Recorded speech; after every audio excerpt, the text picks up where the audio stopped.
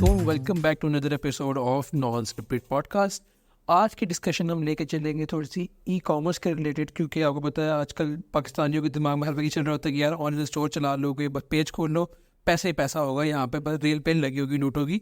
तो आज इसी वजह से हम बात करेंगे। हमारे साथ दो गेस्ट मौजूद है, एक तो मेरी जान मेरे भाई शान भाई, ठीक है, आज वो होस्ट की जगह गेस्ट बन के आए हुए हैं।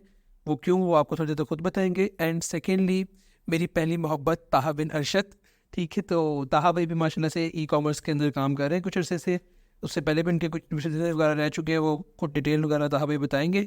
तो सबसे पहले स्टार्ट करते हैं शान भाई, प्लीज़। जी अस्सलाम वालेकुम। अच्छा, आज मैं ई कॉमर्स के ऊपर इसलिए बात कर रहा हूँ क्योंकि थोड़ा बहुत एक्सपीरियंस है।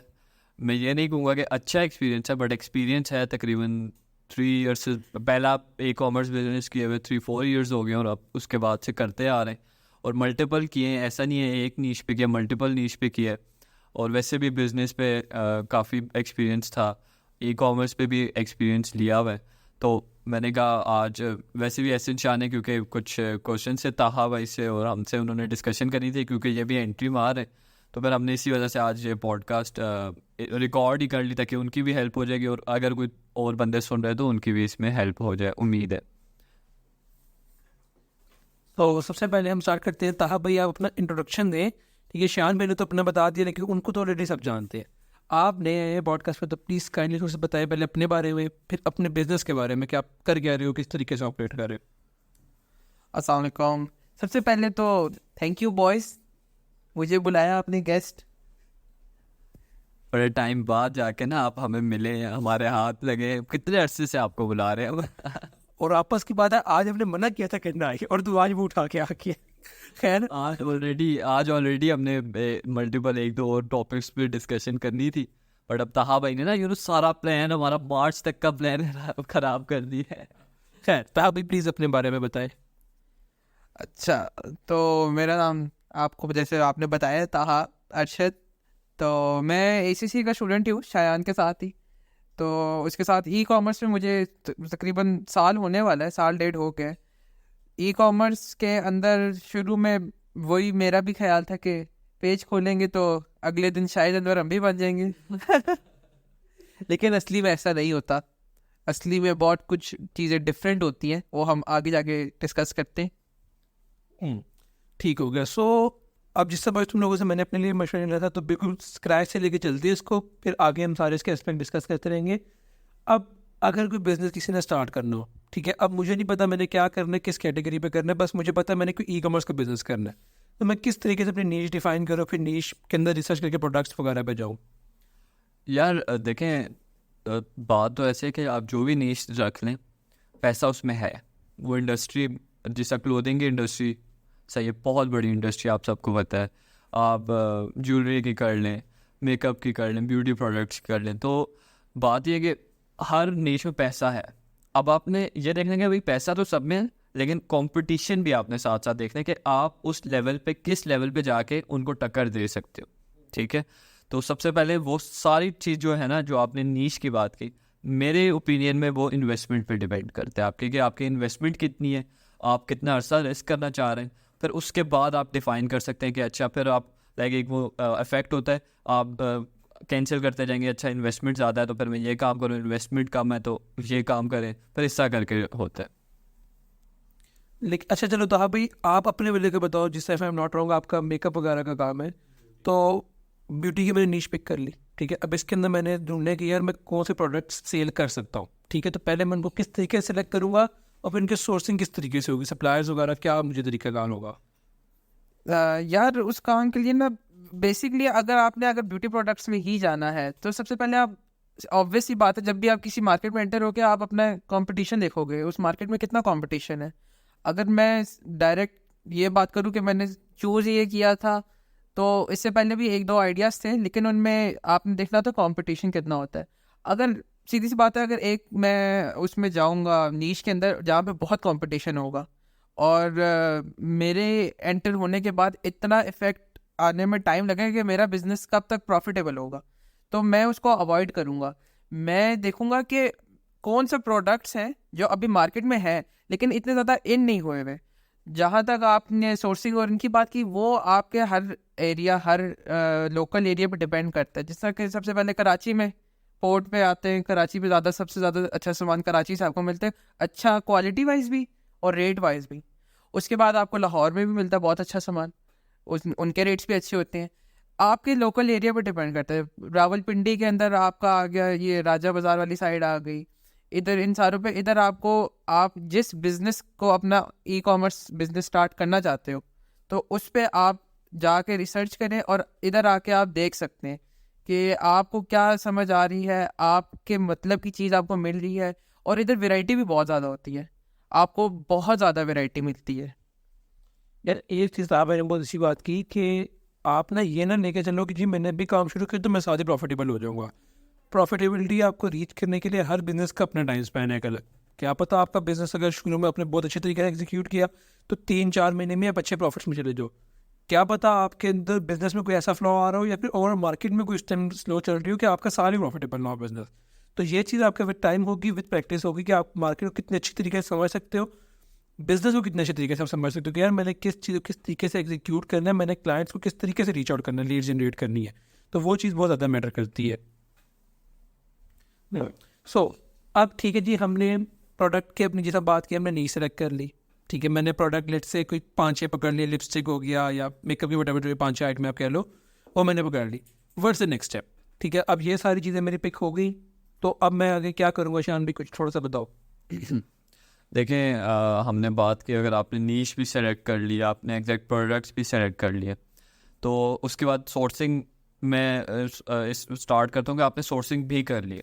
तो सबसे ज़रूरी जो एक चीज़ है जो कि हम शुरू में नज़रअंदाज कर देते हैं, वो ये है कि हम उसकी प्रॉपरली बजटिंग नहीं करते, हम उसकी कॉस्टिंग नहीं करते। और ये हर्डल्स हर बंदा अपने स्टार्टिंग में देखता है, मैंने भी देखी।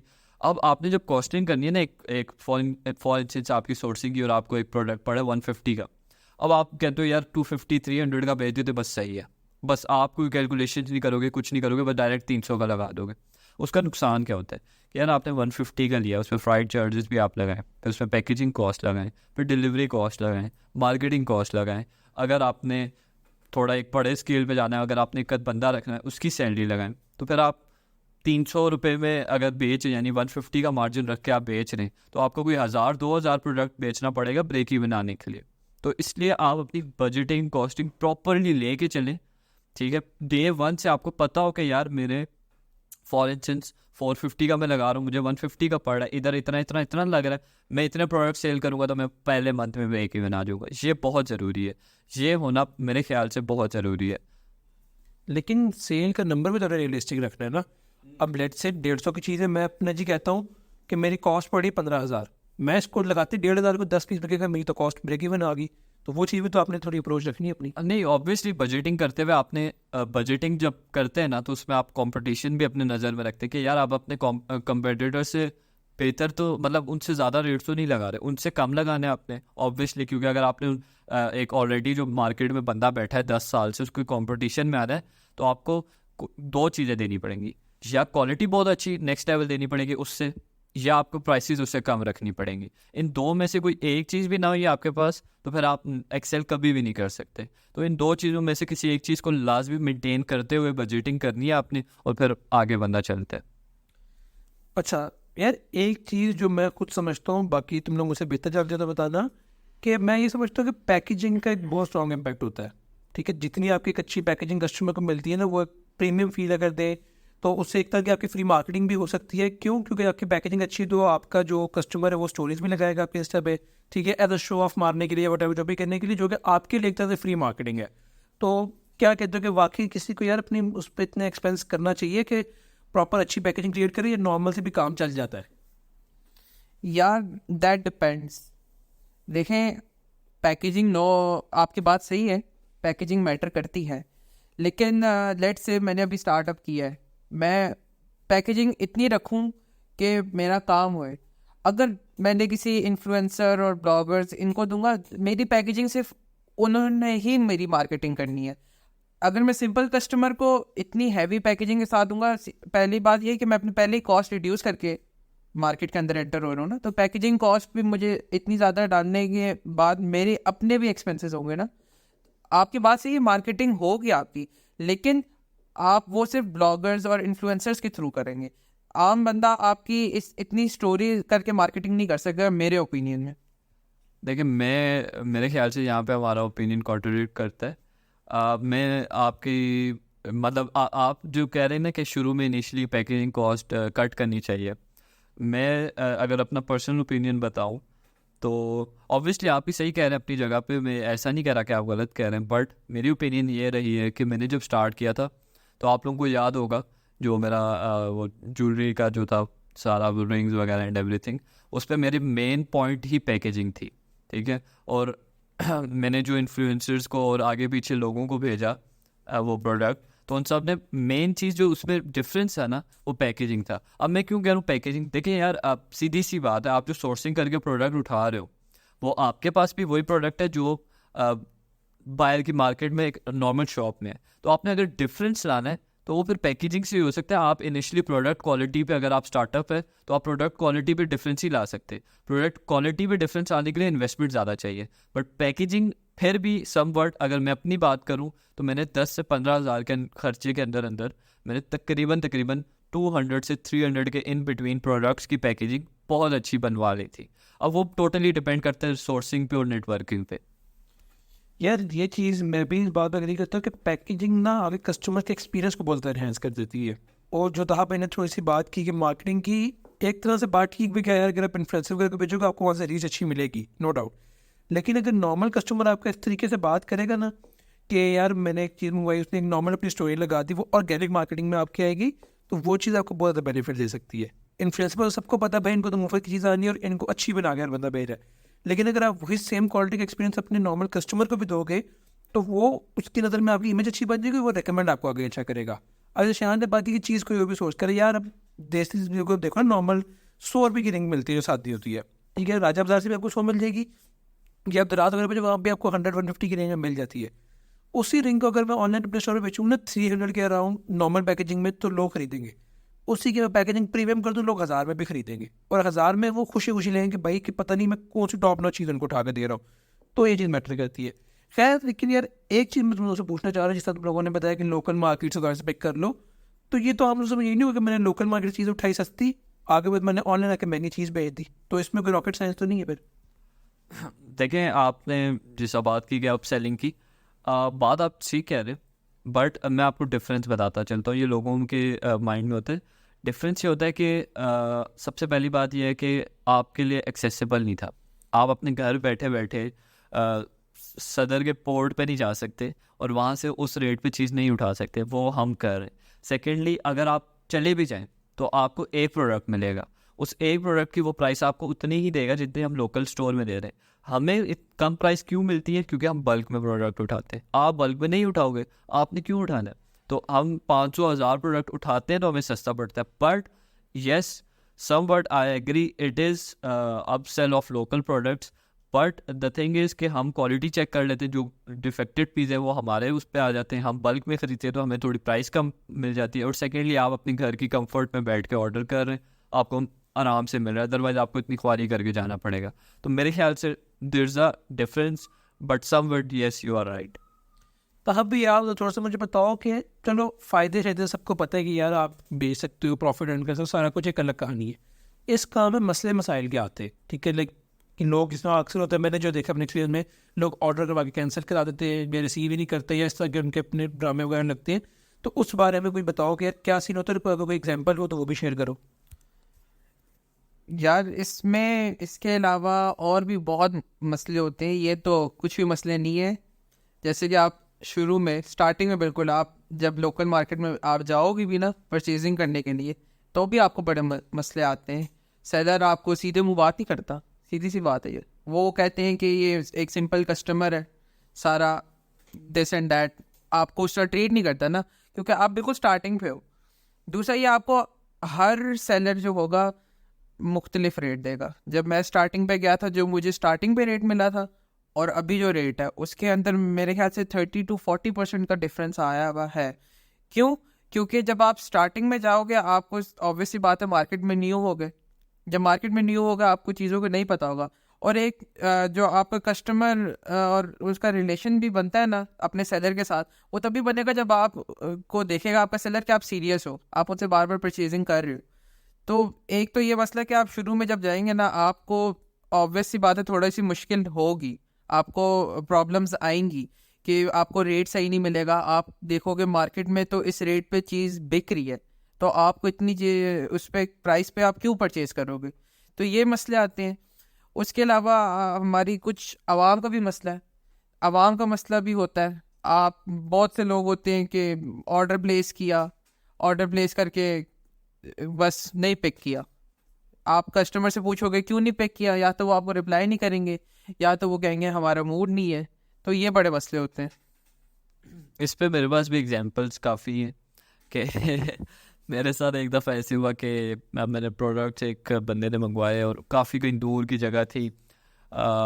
तो ना मैंने उसको प्रोडक्ट शिप किए, तो शिप मतलब कोरियर किए, एंड उसके बाद ना उसने दोबारा मंगवाए। तो इस दफ़ा ना किसी और अकाउंट से आया, एड्रेस रफली सेम था, थोड़ा बहुत डिफरेंस था। तो मुझे लगा कि यार इस दफ़ा कोई थोड़ा मुझे मजाक लग रहा है। पर तो उसने प्रोडक्ट्स मंगवाए, ठीक है, और मैंने भेज दिए। तो उसके बाद पता चला यार उसने जो नंबर दिया था वो गलत था और एड्रेस भी गलत था। तो मतलब वो लोग वैसे ही करते हैं, जो कि उसका नुकसान हमें ये होता है कि हम कोरियर्स को जो एक फ़िक्स पेमेंट हमें करनी पड़ती है तो वो हमारे मत्थे पड़ती है। आगे हम स्ट्रगल कर रहे होते हैं तो वो और उसके ऊपर आ जाता है। इसके अलावा कस्टमर की भी गलती होती है, ये तो है। इसके अलावा कभी कभार ऐसा भी हुआ है मेरे साथ, लॉजिस्टिक की भी गलती होती है।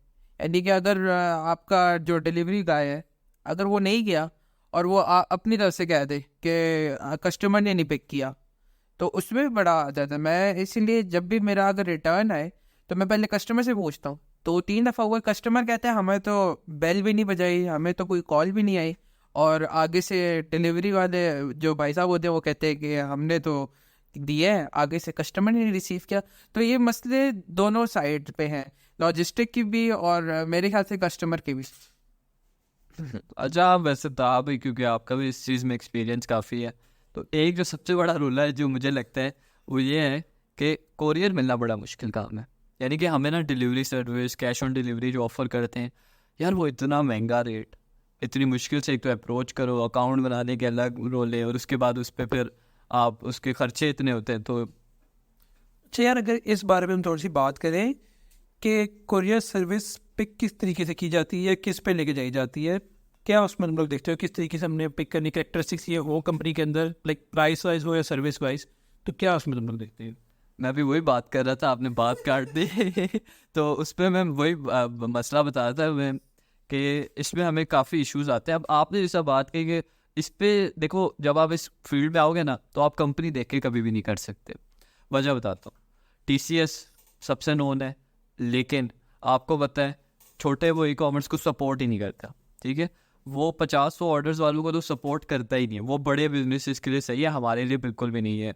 तो उस पर फिर मल्टीपल ऑप्शंस आ जाती हैं, इसलिए इधर हम किसी कोरियर सर्विस को वो नहीं करने आए, ठीक है। क्योंकि हम अगर किसी कोरियर सर्विस हमें कोई अच्छी लगती जो इसने हमारे साथ काफ़ी अच्छा किया होता तो हम यहाँ पे बताते हैं उसका नाम, लेकिन ऐसी कोई भी नहीं है। तो असल में इशू ये आता है कि वो इंटर सिटीज़, उनके रेट्स इतने महंगे, फिर वो कहते हैं कि भाई इधर से इधर गया तो वो 300 रुपये हम आपसे लेंगे। तो भाई 300 रुपये का अगर आप दे रहे हो तो मुझे भी चाहिए क्या बचना है। तो इस तरह की हर्डल्स मेरे ख्याल से था भाई आपको भी आई होंगी। हाँ जी, ये रेट्स का तो बहुत ही मसला होता है। और इसके साथ साथ जैसे फ्यूल आपका मुल्क में इंक्रीज़ होएगा तो वो रेट्स और बढ़ते जाएंगे। एक परसेंटेज लिखी हुई होती है कॉन्ट्रैक्ट के ऊपर कि इतनी परसेंटेज आपको चार्ज किया जाएगा फ्यूल के ऊपर। तो इसके अलावा और भी लॉजिस्टिक के बड़े मसले होते हैं। आपका पार्सल एक दफ़ा चला गया, आपको रिटर्न भी नहीं आता, पार्सल घुमा देते हैं लॉजिस्टिक वाले, ये भी बहुत मसले होते हैं।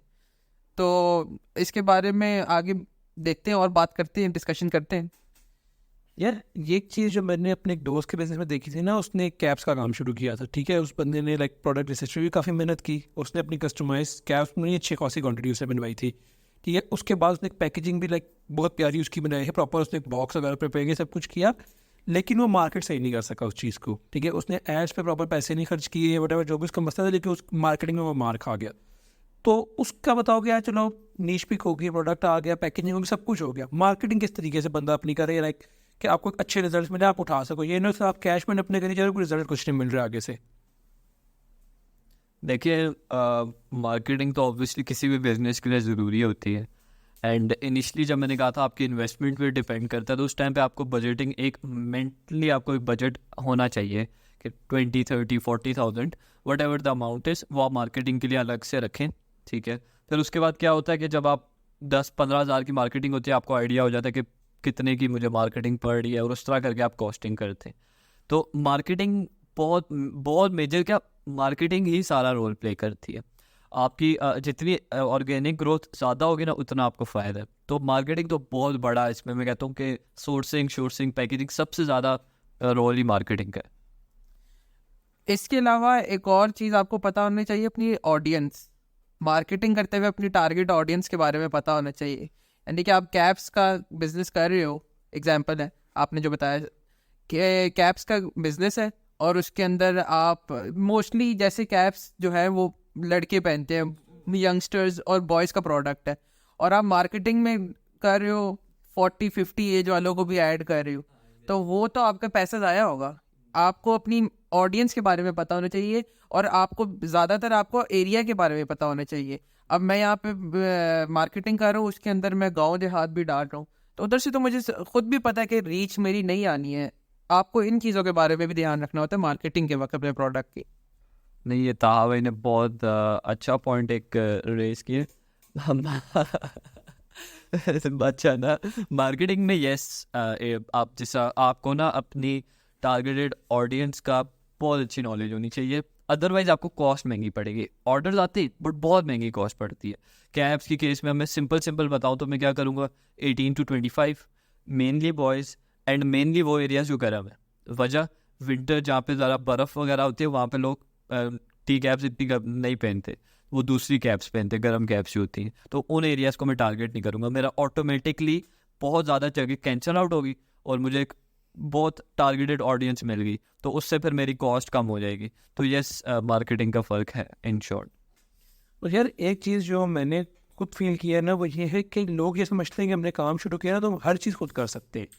यार हर चीज़ आपके लिए खुद कर पाना पॉसिबल नहीं है, और अगर आप कर भी लो तो आप उस लेवल के रिजल्ट जनरेट नहीं कर सकते।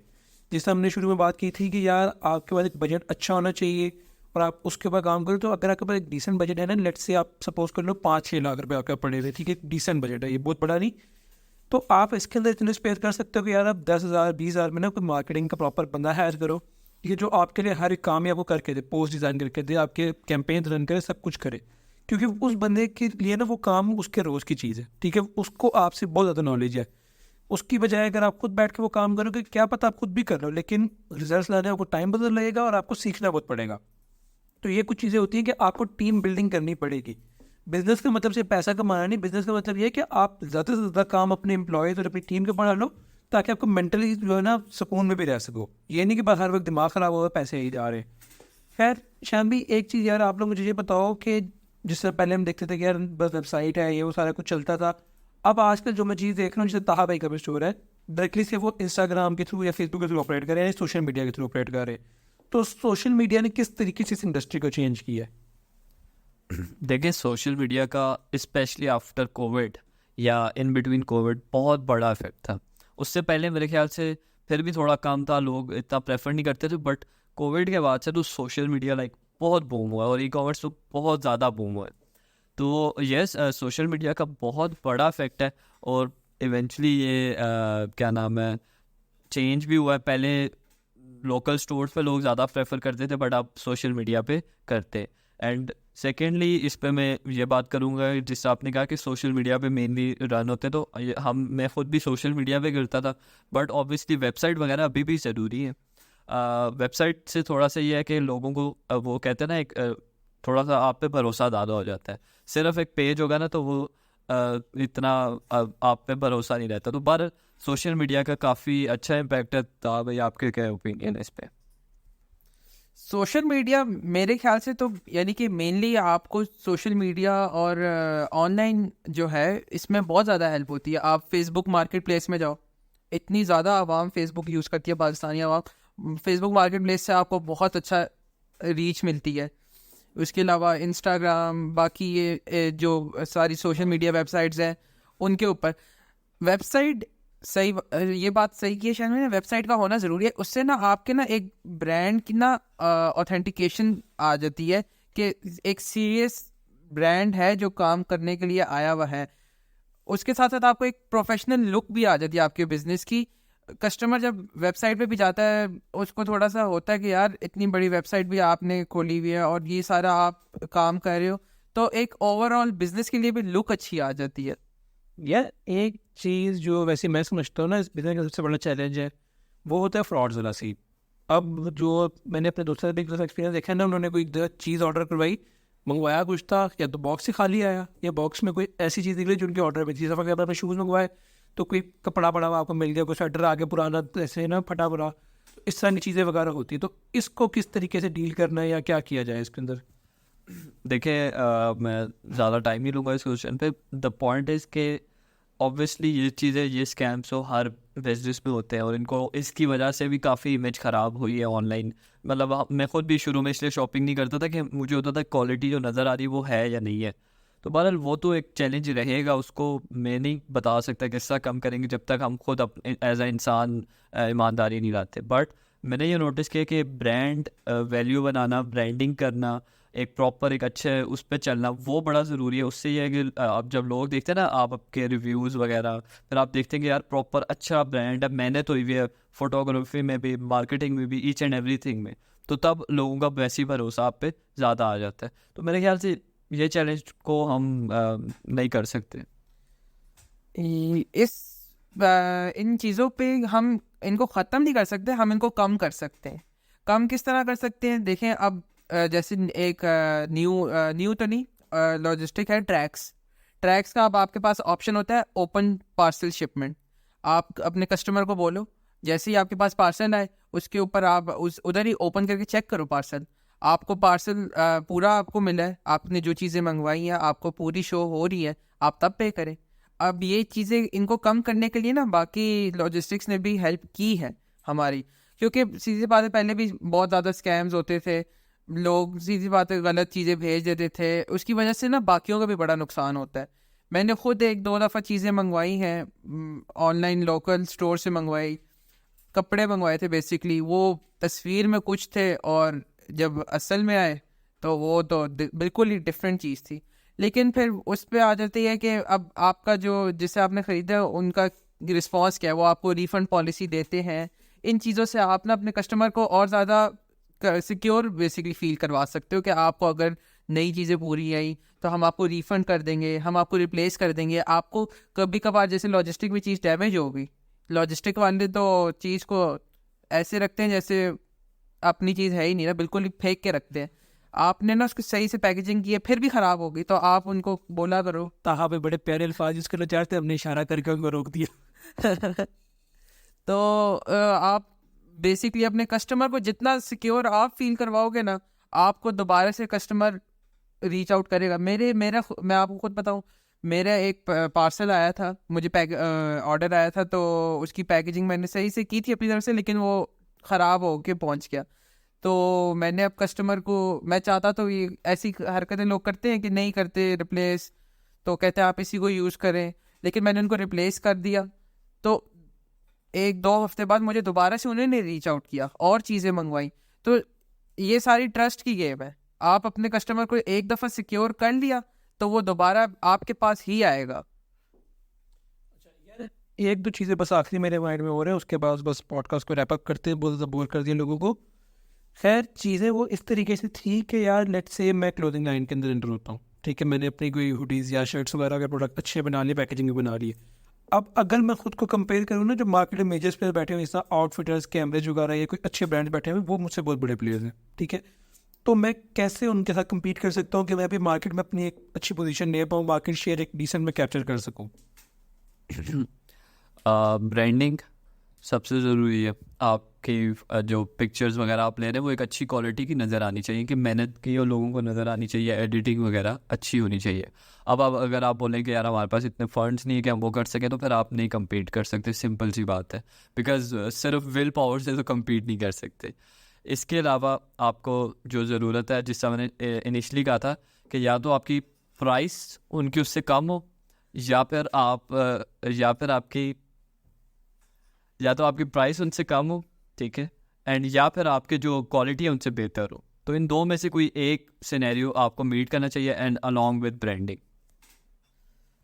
आप अगर देखो, जैसे अगर आपने बात की कि आपने क्लोथिंग लाइन में एंटर होना है, तो क्लोथिंग और इसमें जब आप इतने बड़े बड़े आउटफिटर्स और इनको compete करोगे, तो आपको अपना इन्वेस्टमेंट को भी ध्यान में रखना है।